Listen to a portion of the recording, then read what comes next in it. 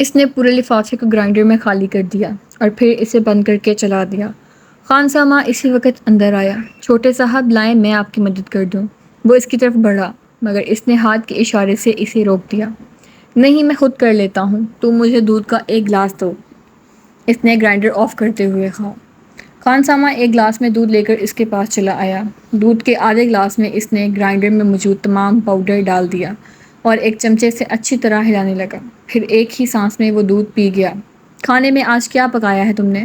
اس نے خانسامہ سے پوچھا۔ خانسامہ نے کچھ ڈشز گنوانی شروع کر دیں۔ اس کے چہرے پر کچھ ناگواری ابھری۔ میں کھانا نہیں کھاؤں گا، سونے جا رہا ہوں، مجھے ڈسٹرب مت کرنا، اس نے سختی سے کہا اور کچن سے نکل گیا۔ پیروں میں پہنی ہوئی باٹا کی چپل کو وہ فرش پر تقریباً گھسیٹ رہا تھا۔ اس کی شیو بڑی ہوئی تھی اور آنکھیں سرخ تھیں۔ شرٹ کے چند ایک کے سوا سارے بٹن ہی کھلے ہوئے تھے۔ اپنے کمرے میں جا کر اس نے دروازے کو لاک کر لیا اور وہاں موجود جہازی سائز کے میوزک سسٹم کی طرف گیا اور کمرے میں بولٹن کا "when a man loves a woman" بلند آواز میں بجنے لگا۔ وہ ریموٹ لے کر اپنے بیڈ میں آ گیا اور اوندھے منہ بے ترتیبی کے عالم میں لیٹ گیا۔ اس کا ریموٹ والا بایاں ہاتھ بیڈ سے نیچے لٹک رہا تھا اور مسلسل ہل رہا تھا۔ اس کے دونوں پاؤں بھی میوزک کے ساتھ گردش کر رہے تھے۔ کمرے میں بیڈ اور اس کے اپنے حلیے کے علاوہ ہر چیز اپنی جگہ پر تھی۔ کہیں پر کچھ بھی بے ترتیب نہیں تھا، کہیں پر گرد کا ایک ذرہ تک نظر نہیں آ رہا تھا۔ میوزک سسٹم کے پاس موجود دیواری شیلف میں تمام آڈیو اور ویڈیو ڈسکس بڑے اچھے طریقے سے لگی ہوئی تھیں۔ ایک دوسری دیوار میں موجود ریکس پر کتابوں کی ایک بڑی تعداد موجود تھی۔ کونے میں پڑی ہوئی کمپیوٹر ٹیبل سے عیاں تھا کہ اسے استعمال کرنے والا بہت آرگنائزڈ ہے۔ کمرے کی مختلف دیواروں پر ہالی ووڈ کی ایکٹرز اور وہاں پر بینڈز کے پوسٹر لگے تھے۔ باتھ روم کے دروازے اور کمرے کی کھڑکیوں کے شیشوں کو پلے بوائے میگزین سے کاٹی گئی کچھ ماڈلز کی نیوڈ تصویروں سے سجایا گیا تھا۔ کمرے میں پہلی بار داخل ہونے والا دروازہ کھولتے ہی بہت بری طرح چونکا کیونکہ بالکل سامنے کھڑکیوں کے شیشوں پر موجود تصویریں چند لمحوں کے لیے دیکھنے والے کو تصویریں نہیں بلکہ اصل لڑکیاں نظر آتی تھیں۔ ان تصویروں کو وہاں لگاتے ہوئے ترتیب کا خاص خیال رکھا گیا تھا۔ میوزک سسٹم جس دیوار کے ساتھ موجود تھا، اس دیوار کے ایک کونے میں دیوار پر ایک الیکٹریکل گٹار لگایا گیا تھا اور اسی کونے میں ایک کی بورڈ بھی اسٹینڈ پر رکھا ہوا تھا۔ دیوار پر گٹار سے کچھ فاصلے پر پیکولو، فلوٹ اور اوبیو بھی لٹکائے گئے تھے۔ اس کمرے کے مکین کو یقیناً میوزک سے گہری دلچسپی تھی۔ بیڈ کے بالکل سامنے والی دیوار میں موجود کیبنٹ میں ٹی وی موجود تھا اور اسی کیبنٹ کے مختلف خانوں میں مختلف ٹرافیز اور شیلڈز پڑی ہوئی تھیں۔ کمرے کا چوتھا کونا بھی خالی نہیں تھا۔ وہاں دیوار پر مختلف ریکٹس لٹکے ہوئے تھے۔ ان میں سے ایک ٹینس کا تھا اور دو اسکواش کے۔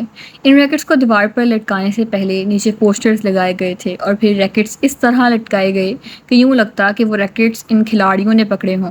ٹینس کے ریکٹ کے نیچے گبریلا سپاٹینی کا پوسٹر، جبکہ اسکواش کے ایک ریکٹ کے نیچے جہانگیر خان کا پوسٹر تھا، جبکہ دوسرے ریکٹ کے نیچے روڈنی مارٹن کا۔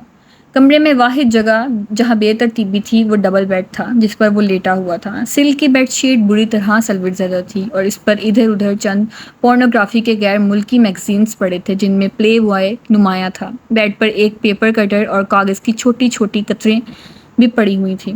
یقیناً کچھ دیر پہلے وہ ان میگزین سے تصویریں کاٹ رہا تھا۔ فلم کے کچھ ریپرز بھی تڑے مڑے بیڈ پر ہی پڑے ہوئے تھے۔ ڈن ہل کا ایک پیکٹ اور لائٹر بھی ایش ٹرے کے ساتھ بیڈ پر ہی پڑا تھا، جبکہ سلک کی سفید چمکدار بیڈ شیٹ پر کئی جگہ ایسے نشان تھے جیسے وہاں پر سگریٹ کی راکھ بھی تھی۔ کافی کا ایک مگ بھی بیڈ پر پڑا ہوا تھا اور اس کے پاس ایک ٹائی اور رسٹ واچ بھی تھی۔ ان سب چیزوں سے کچھ فاصلے پر سرہانے پر ایک موبائل پڑا تھا جس پر یکدم کوئی کال آنے لگی۔ بیڈ پر اوندھے منہ لیٹا ہوا وہ نوجوان اب شدید نیند کے عالم میں تھا کیونکہ موبائل کی بیپ پر اس نے سر اٹھائے بغیر اپنا دایاں ہاتھ بیڈ پر ادھر ادھر پھیرتے ہوئے جسے موبائل کی تلاش کرنے کی کوشش کی، مگر موبائل اس کے ہاتھ کی رسائی سے بہت دور تھا۔ اس پر مسلسل کال آ رہی تھی۔ کچھ دیر اس طرح ادھر ادھر ہاتھ پھیرنے کے بعد اس کا ہاتھ ساکت ہو گیا۔ شاید وہ اب واقعی سو چکا تھا کیونکہ اس کے لگتے پیر رک چلے تھے۔ موبائل پر اب بھی کال آ رہی تھی۔ بیڈ سے باہر نکلے ہوئے اس کے بائیں ہاتھ میں پکڑا ہوا ریموٹ یکدم اس کی گرفت سے نکل کر نیچے کارپیٹ پر گر پڑا۔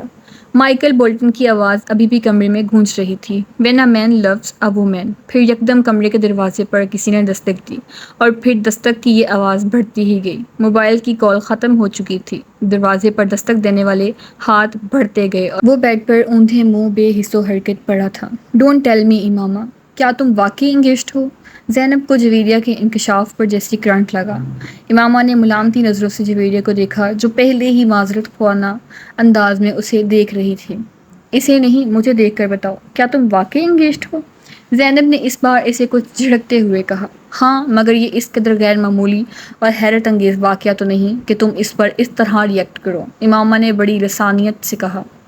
وہ سب لائبریری میں بیٹھی تھیں، اپنی طرف سے حد المقدور سرگوشیوں میں باتیں کر رہی تھیں۔ مگر تمہیں ہمیں بتانا تو چاہیے تھا، آخر راز میں رکھنے کی کیا ضرورت تھی؟ اس بار رابعہ نے کہا۔ راز میں تو نہیں رکھا، بس یہ کوئی اتنا اہم واقعہ نہیں تھا کہ تمہیں بتاتی، اور پھر تم لوگوں سے میری دوستی تو اب ہوئی ہے، جبکہ اس منگنی کو کئی سال گزر چکے ہیں، امامہ نے وضاحت کرتے ہوئے کہا۔ کئی سال سے کیا مراد ہے تمہاری؟ میرا مطلب ہے 2-3 سال۔ پھر بھی امامہ، بتانا تو چاہیے تھا نا تمہیں۔ زینب کا اعتراض ابھی بھی اپنی جگہ قائم تھا۔ امامہ نے مسکراتے ہوئے زینب کو دیکھا۔ اب کروں گی تو کسی کو بتاؤں یا نہ بتاؤں، تمہیں ضرور بتاؤں گی۔ ویری فنی، زینب نے اسے گھورتے ہوئے کہا۔ اور کچھ نہیں تو تم ہمیں کوئی تصویر وغیرہ ہی لا کر دکھا دو موصوف کی۔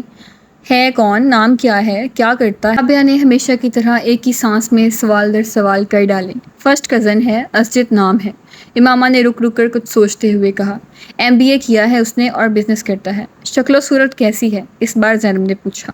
امامہ نے غور سے اس کے چہرے کو دیکھا۔ ٹھیک ہے، ٹھیک ہے، میں تم سے پوچھ رہی ہوں، لمبا ہے، ڈارک ہے، ہینڈسم ہے؟ اس پر امامہ نے مسکراتے ہوئے کچھ کہے بغیر زینب کو دیکھا۔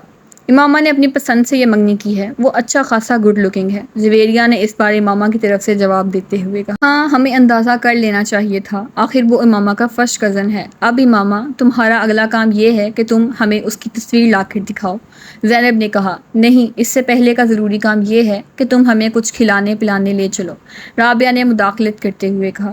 فی الحال تو یہاں سے چلیں، ہاسٹل جانا ہے مجھے، امامہ یکدم اٹھ کر کھڑی ہو گئی۔